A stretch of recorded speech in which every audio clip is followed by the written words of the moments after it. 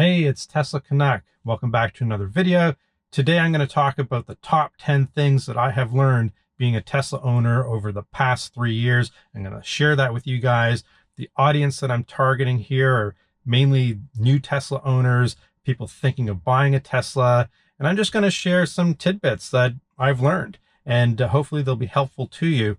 Just for some context, we have a Tesla Model X that was purchased in 2017 named Hal. And we have a Tesla Model 3 that came along in 2018 named Q.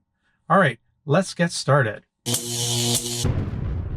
Okay, I've compiled a list of 10 things that I think that are going to be highly useful to new Tesla owners and prospective Tesla owners. So let's go through them. Before I start, I just want to talk about a feature of the car. It's not a lesson learned, it's a feature, but it's how I'm able to bring you a slide presentation today right here from inside the vehicle.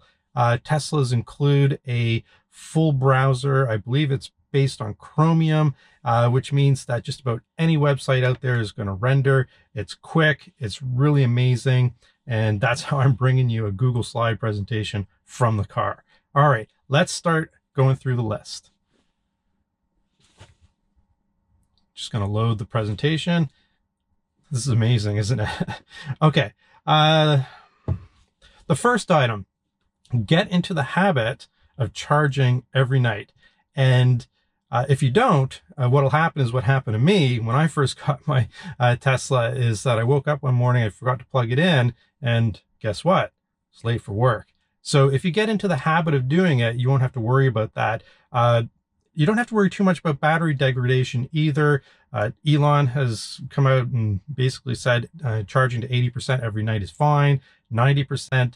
Like Tesla did some testing, she also, I guess, concurs with Elon, which is good. You want to concur with Elon. But anyhow, lots of YouTubers out there have kind of looked at this thing. And I know Tesla Bjorn's a little bit different. He likes to charge his to 60%. I charge mine to 80% every night, and it's fine. Over the last almost 3 years with the Model X, I've only seen perhaps a 3% degradation. The last time I took a look at the numbers just a few weeks ago. So don't worry too much about that. Plug in, always have a full battery when you wake up in the morning.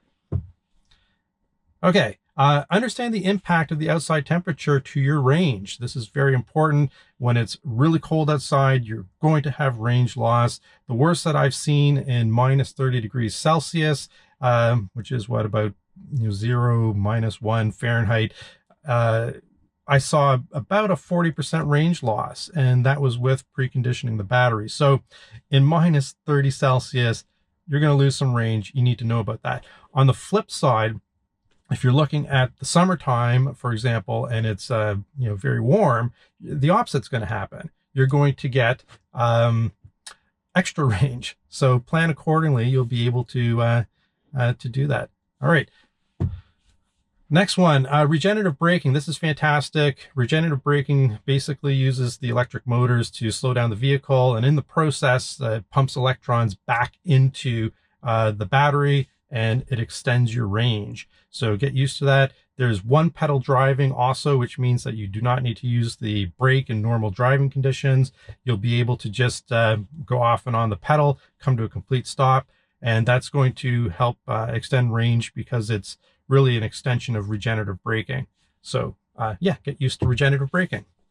Trickle charging. If you visit a cottage or a cabin in the woods or that type of thing, if you plug into just a regular household outlet, and let's say you're there for 24 hours or longer, every hour you're going to get between 2 or 3 miles of charge, of range rather, and that's what, about, I don't know, 6 or 7 kilometers of range. So plugging in, trickle charging, you're going to be at the cabin for a couple of days.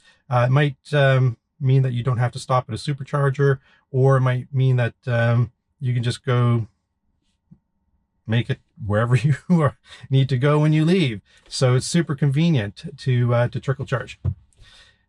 Use a route planner for long drives.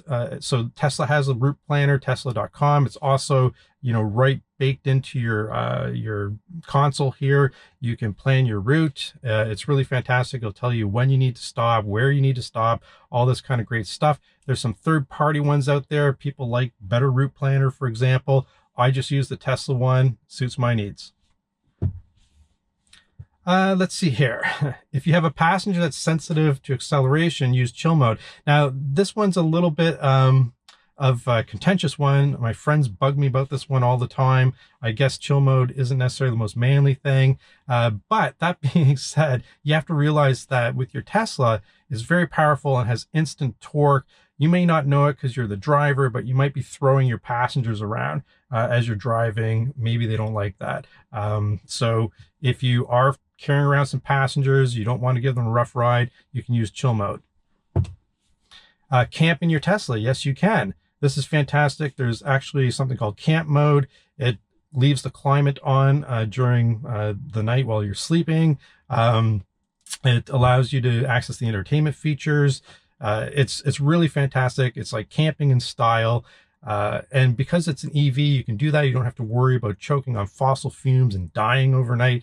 So this is a great feature. If you can't get a hotel room, or you just want to save money or something like that, and you're on a long trip, yeah, you can sleep in your Tesla. It's fantastic. Pay attention while using Autopilot. I can't stress this enough. Autopilot is great. The full self-driving features are really coming along. It's still in beta. Pay attention. You could have to take control of the car at any time. Don't be a statistic. Don't be one of these people falling asleep as your Tesla's rolling down the highway. This is very important. Keep an emergency tire repair kit in your Tesla. Teslas don't come with a spare tire. So if something happens, it's great to have this kit, which basically shoots a bunch of, goo of some sort. I don't know, glue, sealant, whatever. And it basically allows you to get to your next destination, safely in most circumstances. So it's saved my bacon once. I recommend that people should keep this in their Tesla. And lastly, about charging, you're probably wondering, if you're new or, you're thinking of buying a Tesla, about your charging options and the expense of it. There's, at the higher end, you can get a Tesla high powered wall charger. To get that purchased and installed is probably going to be close to $1,000. To do something that's almost as good in terms of the amount of charge rate you're going to get is a NEMA 1450. And it's much more cost effective to have an electrician install a NEMA 1450. Probably costs you in the neighborhood of $200, $300. And when you do it, get the electrician to throw in a 60 amp circuit and also the proper gauge wiring so that you can upgrade to a Tesla high powered wall charger later, should you decide to do so. And yeah, that's basically it. So there could be dozens more things on this list. I wanted to keep to 10, try to keep this video as short as possible. However, if I've missed something that you really think I should have mentioned in your learning of being a Tesla owner, if you're watching this and you've owned a Tesla for a while, please chime in on the comments. It's really great for the community to come together and help new owners and prospective owners understand the Tesla ownership experience. So don't hesitate to jump into the comments below. Hit that subscribe button if you haven't done so already. Tesla Canuck, over and out.